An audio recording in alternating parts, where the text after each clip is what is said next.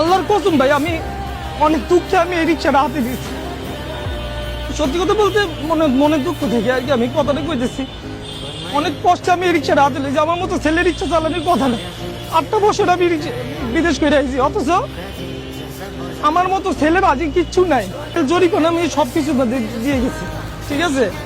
Jail খাইতে পারো, বাংলাদেশে আসছি। আমার তো সমর্থন দেন, আমি কি করবো? আমার কাছে তো সেই টাকাও নেই, অনেক ঋণগ্রস্ত ভাই আমি, ঠিক আছে।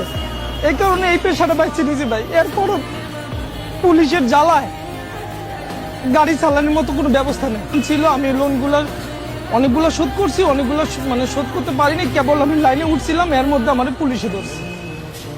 কোনো রকমের কোনো বিচার পাইলাম না। কোনো কি কারণে যে লোকগুলা ধরে প্রবাসীরা, বাংলাদেশের এম্বাসি কোনো রকমের কোনো খোঁজ খবর রাখে না। চলতে অনেক কষ্ট হয় ভাই আমার, ঠিক আছে।